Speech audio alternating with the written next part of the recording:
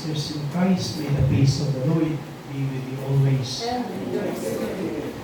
Yesterday, the whole day practically, I was in Makati to meet a group of lay Catholics. And we were discussing a lot of things from 9 o'clock until 5 o'clock in the afternoon. In the course of our conversation, one of the members recounted to me a kind of experience that she had. Now, one time she went to a particular church. I take this story at face value. That the priest was telling them that, you see, in the whole of Easter season, the liturgy is actually the same. Okay? That you practically celebrate just one Mass. Because the theme of Easter penetrates the entirety of the season. Well, theologically, that is still very sound. Until, according to her, the priest told them, this is the season for the lazy ones. Because it would be enough to go to one Mass and that would be good. So that was the discussion. I was laughing. I thought maybe the priest was joking. No, Father, he was very serious. Anyhow, I told her, no. It does not mean so. And it does not, actually, the church does not celebrate Easter for you to become lazy. As a matter of fact, every Sunday is a deepening on the theme of Easter. That's why the church prolongs this season in order for us to draw out the most important themes and reflections that we as a church must have during this season. Sabi ko, paano na lang yung atas ng simbahan to go to church every Sunday? Di ba? Just like today, 5th Sunday of Easter, we are asked to reflect on this theme. Jesus is the true vine. What does this signify? You see, I have read a lot of reflections given by priest this morning and even yesterday. The focus is always on the vine, that Jesus is the vine. But in the Gospel of John, the focus is not on the vine. The focus is this, that He is the true vine. Why so? Because there were already expressions of the vine in the Old Testament that were not true, so to speak.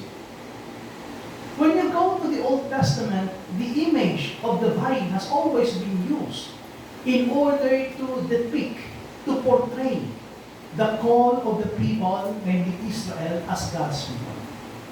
Unfortunately, in the book of the prophet Isaiah, even in the book of Psalms, this vine did not produce the right fruit.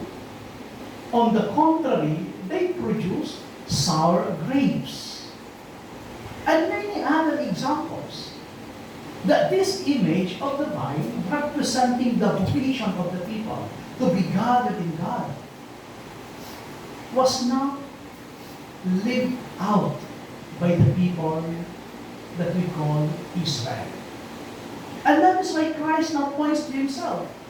There were vines, but now I am the true vine.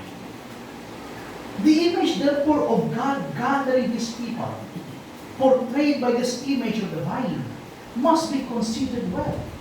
Because this is the desire of God. Why did He give His Son? Not simply to save us from our sins, but in order to gather us as His own people. John is very clear on this in his Gospel, that the Son, the Word became flesh, so that anyone who believes in Him may have life and may be called children of God. Israel, in a way, was an experiment of God. God chose them to become an experiment, not really, but a first try out, I would say, to gather the people for Himself. But they failed. That's why Christ now becomes the way in order to gather His people. In other words, without Christ, there is no true gathering of God's people. Without Christ, there is no true assembly that belongs to God. And why is it necessary that people will be assembled in God through Christ? Last Sunday, the Good Shepherd Sunday, you have a similar theme. If they are not gathered in me, they don't listen to my voice, they will scatter.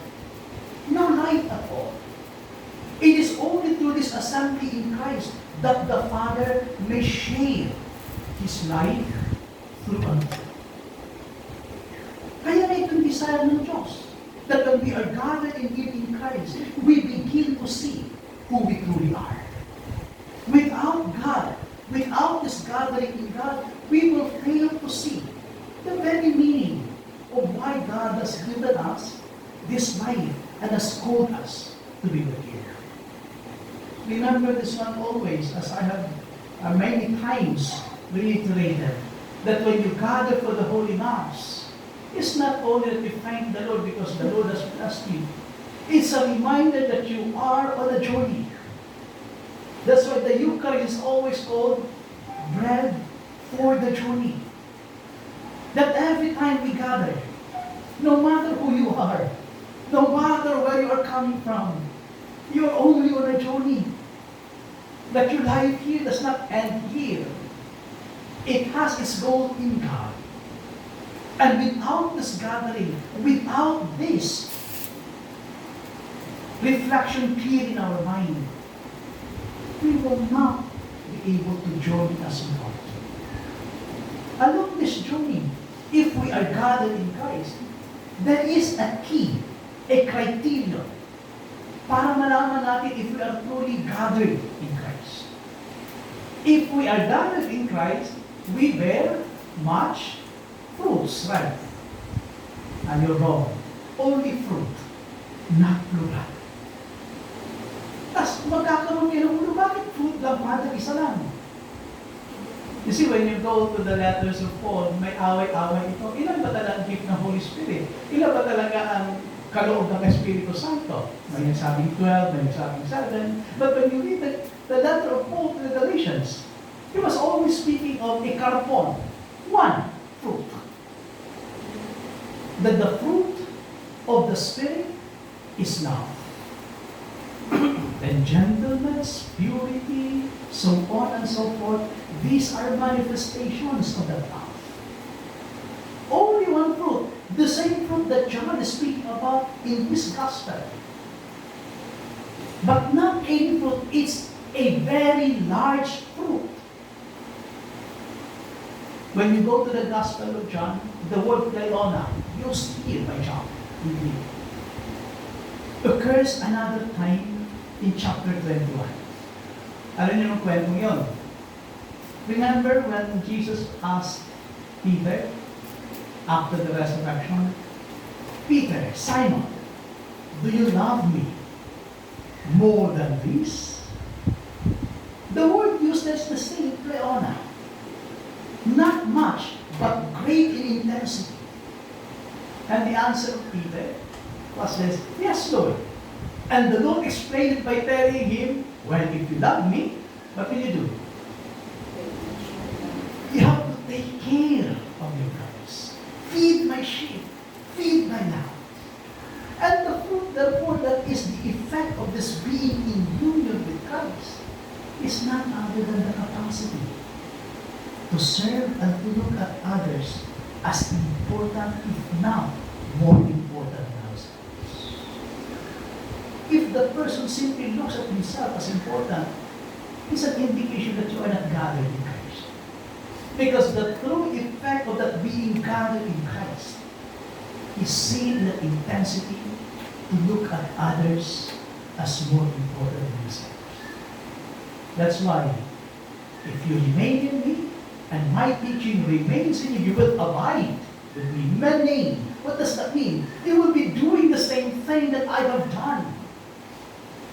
And what did Jesus do?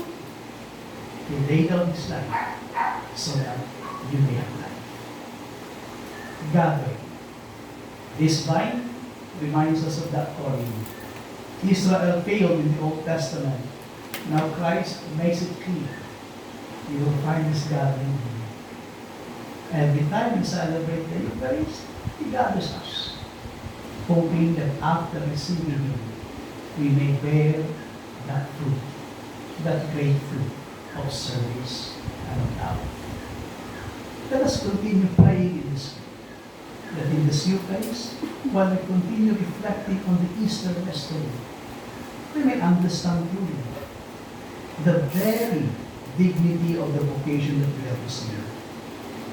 And as the opening prayer teaches us, that we may as a people bear fruit in accordance to God's will. And to Him who has called us, be glory forever and ever. Amen.